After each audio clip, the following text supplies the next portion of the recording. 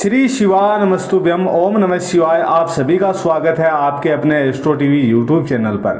कामिका एकादशी के दिन भूलकर भी ना करें ये 5 काम, वरना भगवान विष्णु के साथ साथ भोले बाबा भी हो जाएंगे नाराज। दोस्तों, कामिका एकादशी का व्रत भगवान विष्णु को अर्पित एक महत्वपूर्ण हिंदू त्योहार है जो श्रावण मास के कृष्ण पक्ष की एकादशी को मनाया जाता है। यह दिन भगवान विष्णु की पूजा के लिए अत्यंत शुभ माना जाता है। ऐसी मान्यता है कि इस दिन व्रत रखने और विधि विधान से पूजा करने से व्यक्ति के सभी पाप धुल जाते हैं और उसे मोक्ष की प्राप्ति होती है। यह व्रत जीवन में सुख, शांति, समृद्धि और सकारात्मकता लाता है। दोस्तों, एकादशी पर कुछ चीजों को करने से भगवान विष्णु के साथ साथ भगवान भोलेनाथ भी कुपित हो जाते हैं और आर्थिक स्थिति प्रभावित हो सकती है।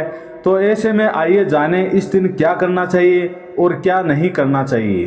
कामिका एकादशी के दिन सुबह जल्दी उठकर पवित्र स्नान करें। एकादशी के दिन सूर्योदय से पहले ब्रह्म मुहूर्त में उठें। किसी नदी या घर पर ही पानी में गंगाजल मिलाकर स्नान करें। स्नान के बाद स्वच्छ वस्त्र धारण करें।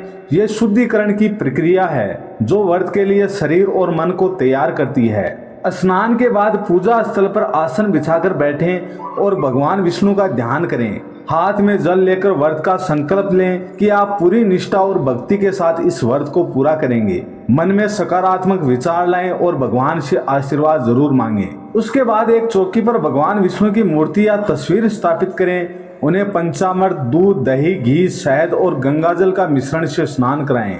इसके बाद उन्हें तुलसी दल, पीले फूल, चंदन, अक्षत, धूप, दीप और नैवेद्य, फल, मिठाई अर्पित जरूर करें। ओम नमो भगवते वासुदेवाय मंत्र का जाप करते रहें। इस दिन विष्णु सहस्त्र नाम, श्रीमद् भागवत गीता या अन्य विष्णु संबंधित स्रोत या मंत्रों का जाप करना अत्यधिक पुण्यकारी माना जाता है। यह मन को शांत करता है और आध्यात्मिक ऊर्जा को बढ़ाता है। इस व्रत के दौरान कामिका एकादशी व्रत कथा का स्मरण या पठन अवश्य जरूर करें। यह कथा सुनने से व्रत का महत्व समझ में आता है और इसके फल की प्राप्ति होती है। इस दिन आप शारीरिक क्षमता के अनुसार निर्जला व्रत या बिना पानी के या फलाहार व्रत कर सकते हैं। अनाज, दालें, लहसुन, प्याज और तामसिक भोजन का सेवन बिल्कुल भी ना करें। कुछ लोग दिन में एक बार सात्विक भोजन करते हैं, लेकिन इसमें चावल और अनाज शामिल नहीं होते हैं। रात में जागरण और भजन कीर्तन जरूर करें। इससे मन शुद्ध होता है और एकाग्रता बढ़ती है। एकादशी के दिन गरीबों, ब्राह्मणों और जरूरतमंदों को दान अवश्य करें। आप अन्न, वस्त्र, धन या अन्य उपयोगी वस्तुएं दान कर सकते हैं। गायों का हरा चारा खिलाना भी पुण्यकारी माना जाता है। दान करने से पुण्य की प्राप्ति तो होती ही है, साथ ही ग्रह दोषों का भी शमन होता है। अगले दिन यानी द्वादशी तिथि के दिन सूर्योदय के बाद ही व्रत का पारण करें। पारण के लिए सात्विक भोजन जैसे फल, दूध, खीर या कोई भी सात्विक सब्जी का सेवन करें। पारण से पहले किसी ब्राह्मण को भोजन कराना भी शुभ होता है। कामिका एकादशी के दिन भूलकर भी ना करें ये काम।